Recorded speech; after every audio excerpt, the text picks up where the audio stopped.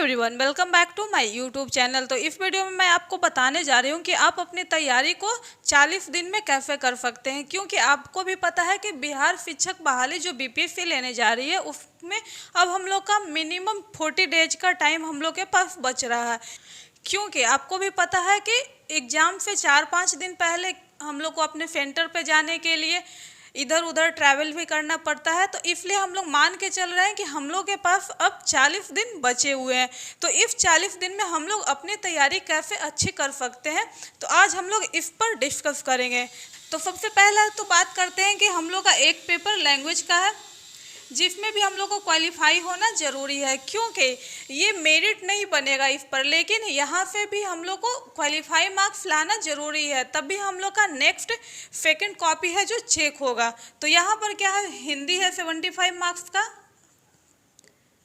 और 25 मार्क्स का हम लोग का इंग्लिश आने जा रहा है।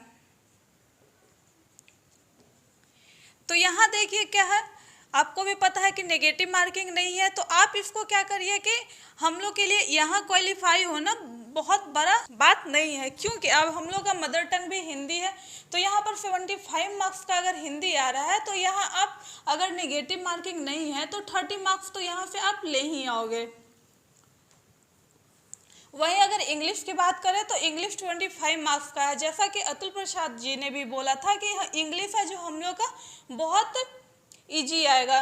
तो अगर आपका नेगेटिव मार्किंग नहीं है तो आप कितने भी खराब इंग्लिश में हो तो यहाँ से आप 10 मार्क्स ले आएंगे। तो यहाँ से हम लोग का क्या है, 40 मार्क्स आ जाएगा, जो कि हम लोग के लिए क्वालिफाई के लिए इनफ है।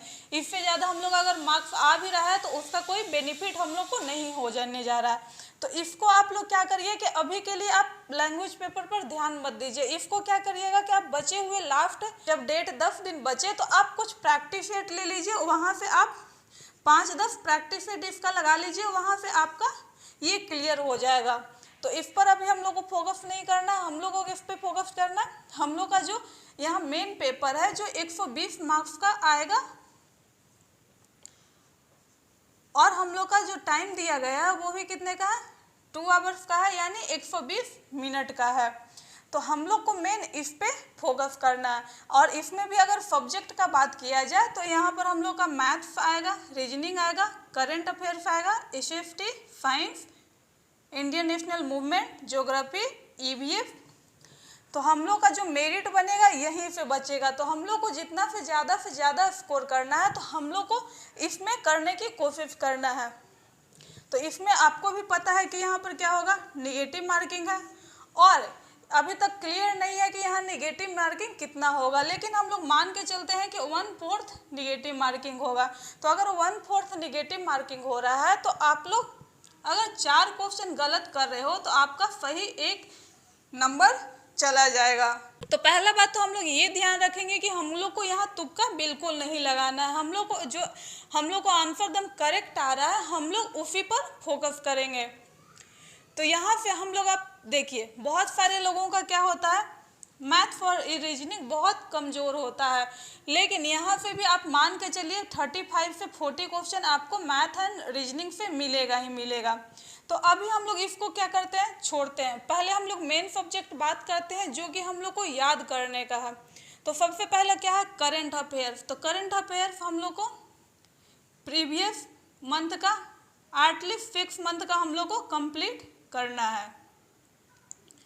यहाँ से भी आपको 15 से 20 क्वेश्चन मिल सकते हैं देखने को, क्योंकि आपको भी पता है कि बीपीएससी का जैसा पैटर्न है तो वो करंट अफेयर्स पर बहुत ध्यान देते हैं। तो यहाँ से मान के चलते हैं हम लोग का 15 से 18 क्वेश्चन आएगा, जिसमें कि हम लोग इतना तो पढ़ाई कर लें कि हम लोग का 10 से 12 नंबर यहाँ से हम लोग अपना सिक्योर करें। और हम लोग को 6 मंथ का है करंट अफेयर्स करना है, उसमें भी कुछ इम्पॉर्टेंट टॉपिक है जहाँ से कि आपको क्वेश्चन देखने को मिलेंगे ही मिलेंगे। तो सबसे पहले आप वो टॉपिक चूज करिए, वहाँ से उस टॉपिक को कंप्लीट करिए टॉपिक वाइज। उसके बाद आप क्या कीजिए कि कोई भी वीडियो जो कि मंथली करंट अफेयर्स का वीडियो बनाते हैं, एक हर मंथ का आप उनका वीडियो देख लीजिए। तो यहाँ से आपका 80% करंट अफेयर्स का पार्ट कंप्लीट हो जाएगा। उसके बाद आता है नेक्स्ट एसएसटी। तो एसएसटी में हम लोग का क्या है, हिस्ट्री आ जाएगा, पॉलिटी भी आ जाएगा एंड ज्योग्राफी भी आ जाएगा। तो यहाँ से मानिए हम लोग को करना है कंप्लीट इसको भी। फिर साइंस भी हम लोग का मेन रोल निभाएगा। और यहाँ सबसे ज़्यादा आप लोग ध्यान दीजिएगा बायो पर, बायो के बाद केमिस्ट्री, देन फिजिक्स, क्योंकि सबसे ज़्यादा क्वेश्चन हम लोग को बायो से ही देखने को मिले। फिर नेक्स्ट है इंडियन नेशनल मूवमेंट।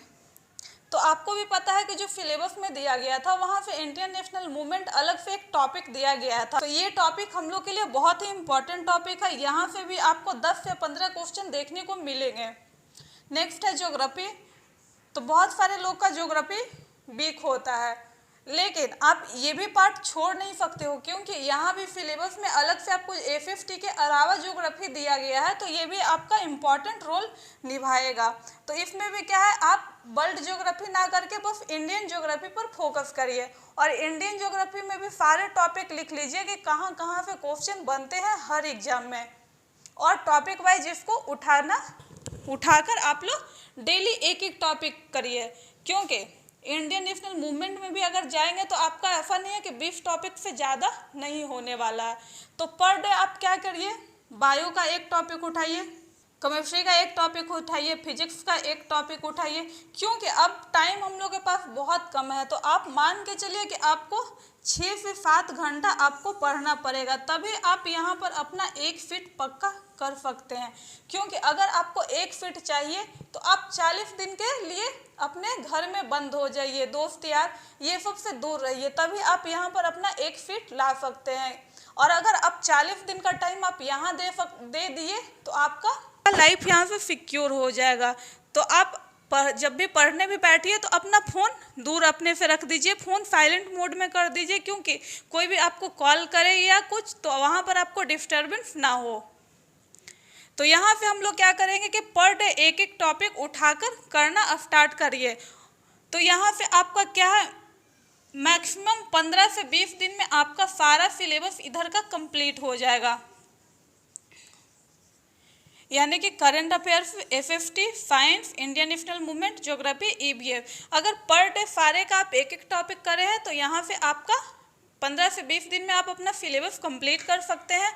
और वहीं यहाँ मैथ और रीजनिंग का टाइम बचा, तो जिनका मैथ और रीजनिंग वीक भी है तो वो ऐसा ना करें कि 4 से 5 घंटा आप डेली मैथ रीजनिंग पढ़ दें, क्योंकि आपको भी पता है कि 10 से 20 दिन में आप, ऐसा नहीं है कि मैथ्स एंड रीजनिंग में आप बहुत अच्छे हो जाओगे, क्योंकि ये क्या है, बिल्कुल कॉन्सेप्ट बेसिस चैप्टर है। और यहाँ पर क्या है, ये सारा जो सब्जेक्ट है वो रटने वाला है। तो इसीलिए आप क्या है 15 से 20 दिन में आप इसका पूरा कंटेंट बना लीजिए कि कहाँ से क्या क्या क्वेश्चन आ सकते हैं। उसके बाद ये आपका 15 से 20 दिन में कंप्लीट हो जाएगा। और बचे आपके पास 20 दिन, और वहाँ पर आप लोग क्या करिए कि 20 दिन आप लोग टोटली रिवीजन पे ध्यान दीजिए। और मैथ और रीजनिंग के लिए क्या कीजिए कि डेली आप एक एक टॉपिक बनाइए, यानी 1 से 2 घंटा आप डेली चाहें तो मैथ और रीजनिंग पर दे सकते हैं, क्योंकि यहाँ 35 से 40 नंबर का क्वेश्चन आ रहा है। तो अगर आप यहाँ से 20 नंबर भी कवर कर लेते हो, और इधर से आप लोग अगर यहाँ आप पर आप कम नंबर थोड़ा ला रहे हैं तो आपको यहाँ पर क्या है ज़्यादा स्कोर करना पड़ेगा। तो ये सोच के आप लोग अपना टारगेट बना लीजिए कि आपको 80 का टारगेट चाहिए, 90 का टारगेट चाहिए, उस हिसाब से आप लोग अपना पढ़ाई स्टार्ट कर लीजिए। क्योंकि यहाँ आप अगर करने को चाहोगे आप डेली एक एक टॉपिक, वो भी कंसिस्टेंसी से, ऐसा नहीं है कि आज पढ़े और कल छोड़ दिए, वैसे में आपका सिलेबस कंप्लीट नहीं होगा।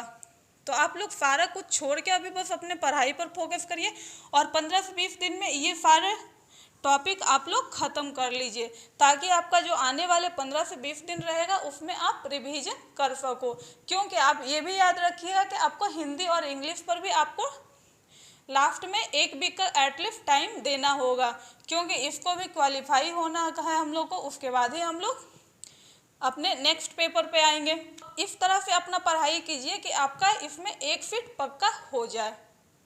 तो इस वीडियो में मैं आपको यही बताना चाहती थी कि आप किस तरह से अपनी पढ़ाई करोगे कि आप 40 दिन में, बचे हुए 40 दिन में आप यहाँ पर अच्छे स्कोर कर सकते हो। तो मिलते हैं नेक्स्ट वीडियो में। Thanks for watching.